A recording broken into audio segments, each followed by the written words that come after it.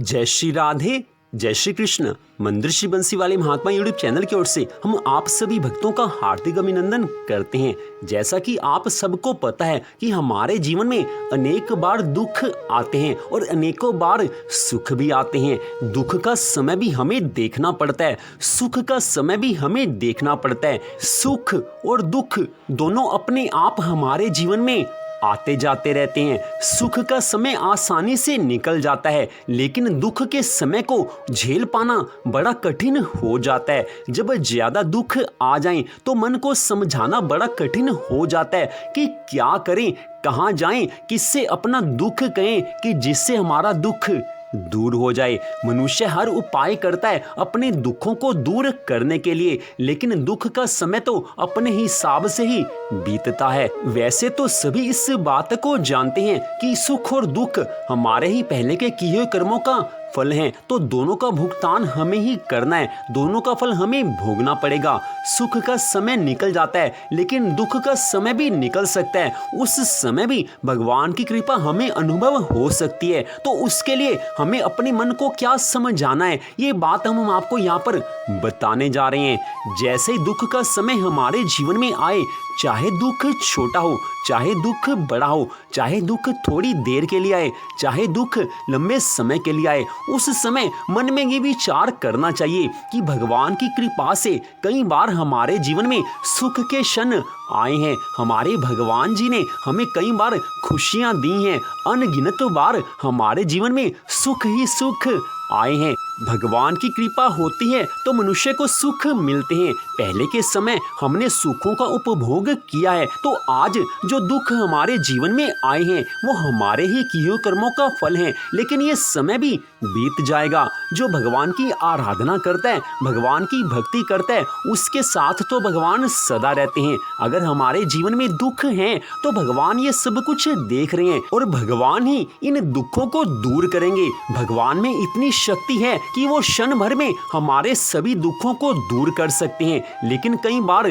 पहले के हमारे बुरे कर्म ऐसे होते हैं जिनका परिणाम हमें अवश्य मिलना होता है। तो भगवान इतनी कृपा तो करते हैं कि हमारे जीवन में अगर दुख ज्यादा आने वाले हों तो भगवान अपनी कृपा से उनको कम कर देते हैं, और अगर कम दुख आने वाले हैं तो भगवान उनको और कम कर देते हैं। तो हमें भगवान को मानना चाहिए, भगवान की भक्ति करनी चाहिए, सदा भगवान से दुख के समय में प्रार्थना करनी चाहिए कि हे भगवान, मैं तो आपका दास हूं, आपकी कृपा के ऊपर मेरा जीवन चल रहा है। हे प्रभु, जो हमारे जीवन में पहले सुख आए थे वो आपकी कृपा से आए थे, अब भी सुख आप ही लाने वाले हो। आप कृपा करो, मेरे जीवन में जो ये दुख का समय आया है, इस समय मेरे को सहन शक्ति दो और मेरे दुखों को जल्दी से जल्दी आप दूर कर दो।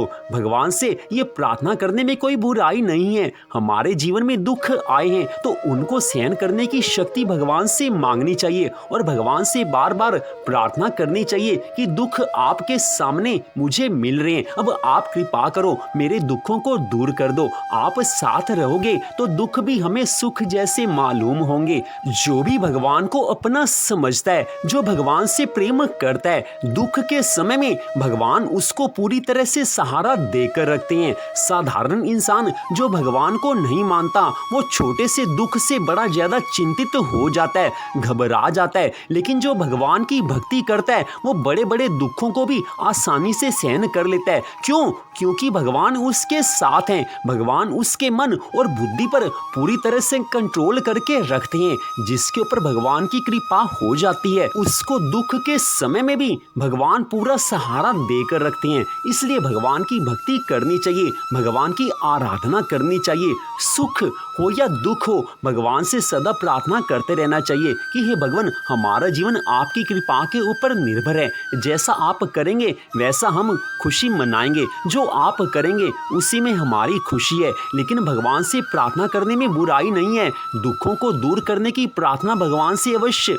करनी ही चाहिए। प्रार्थना करने से भगवान अवश्य सुनते हैं। और अंत में ये बात भी आप याद रखें कि सुख भी मुझे प्यारे हैं, दुख भी मुझे प्यारे हैं। छोड़ूं मैं किसे भगवन, दोनों ही तो तुम्हारे हैं। तो दुख का समय आने पर भगवान से बारंबार प्रार्थना करनी चाहिए कि आप हमारे दुखों को दूर कर दें। सुख का समय आप पहले भी लाए थे, अब भी आप सुख का समय जल्दी ही हमारे जीवन में ले आए।